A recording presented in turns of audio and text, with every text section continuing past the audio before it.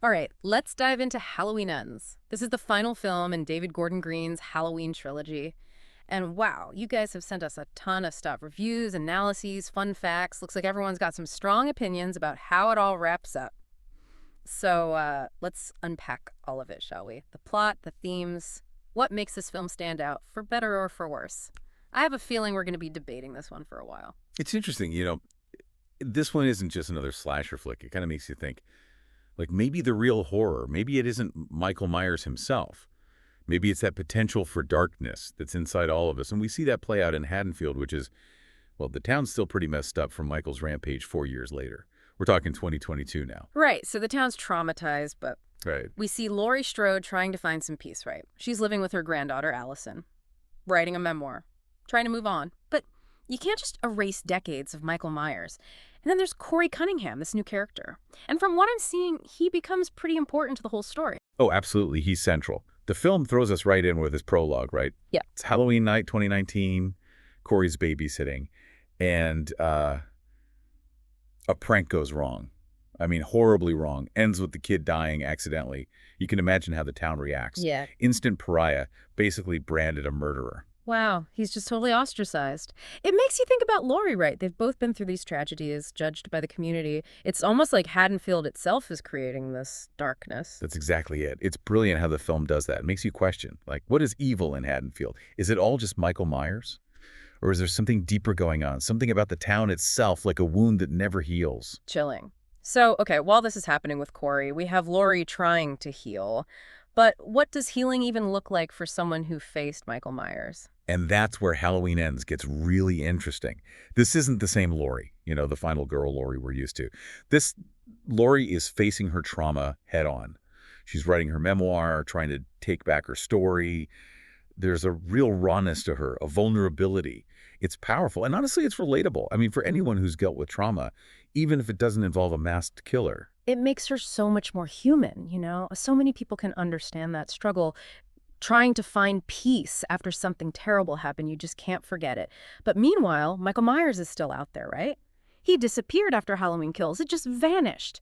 What's that doing to Haddonfield? It's like everyone's holding their breath, waiting for the other shoe to drop. This constant tension, fear just under the surface. And then Corey has this encounter with Michael in the sewers. Okay, here's where things get really interesting. This is what everyone's been talking about. What happens down there? It's a big turning point in the film.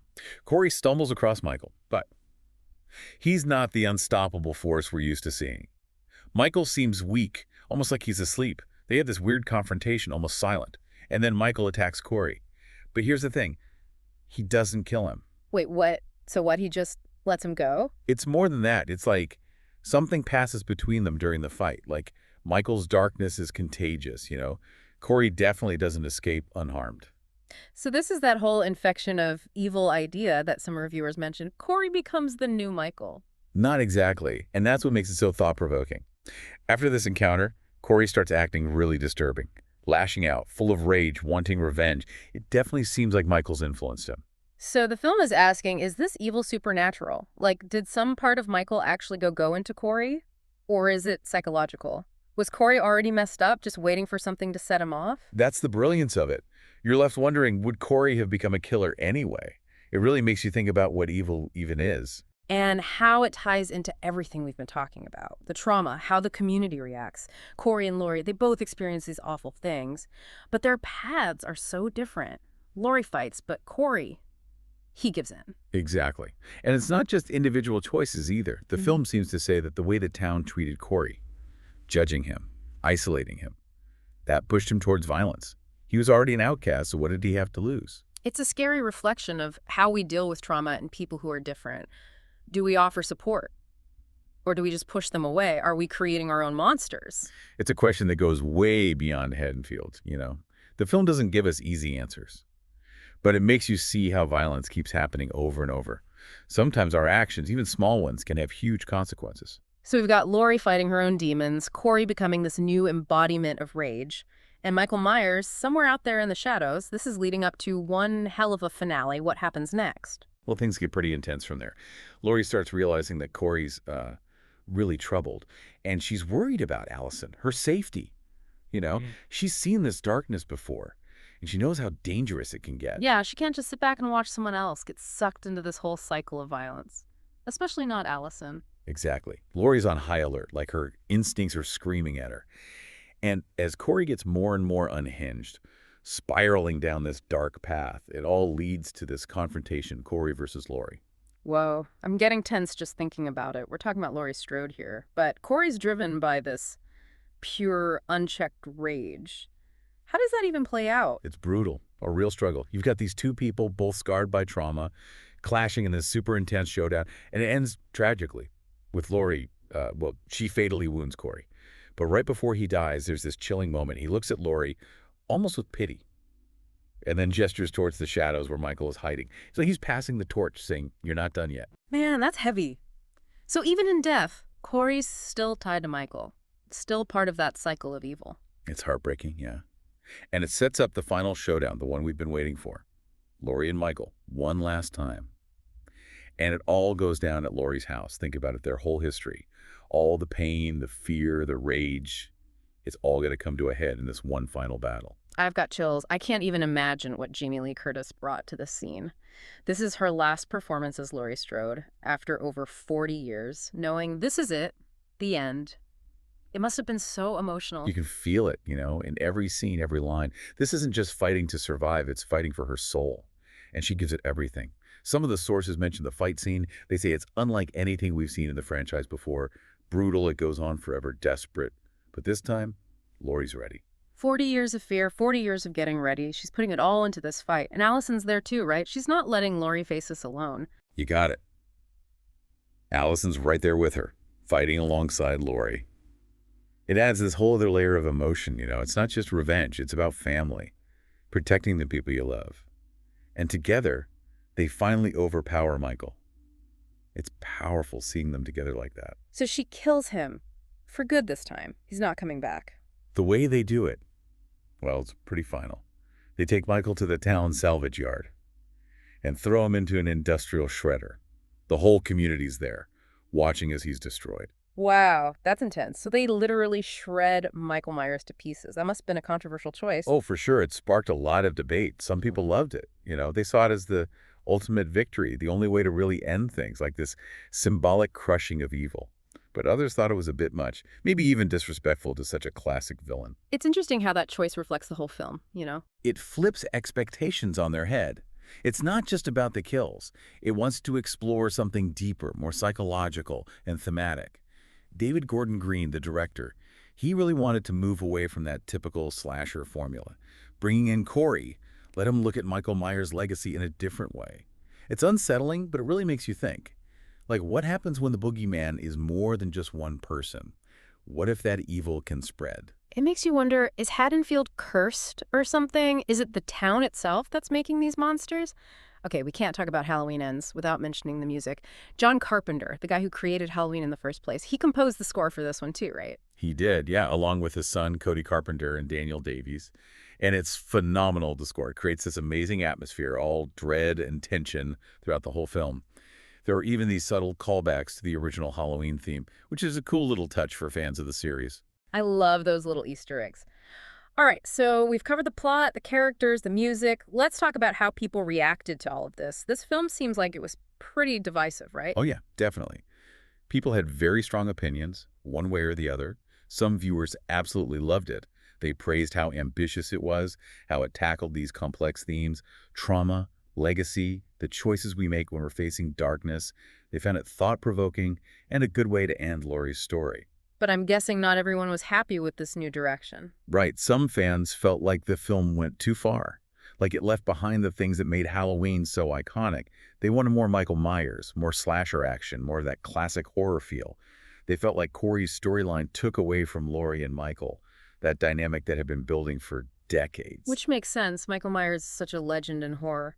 But I can see how focusing only on him wouldn't have let them explore those deeper themes. Exactly. And for some people, the change in tone was a bit jarring. Halloween Ends is way more introspective and psychological than the other films. It's slower, and it doesn't shy away from heavy emotions. It's like it's trying to have a conversation with the horror genre itself, pushing the boundaries of what a Halloween film can be. So putting on your film critic hat for a minute, do you think Halloween Ends succeeded in what it was trying to do? I think it's bold, a really ambitious film. It's not perfect, and I get why some fans were disappointed.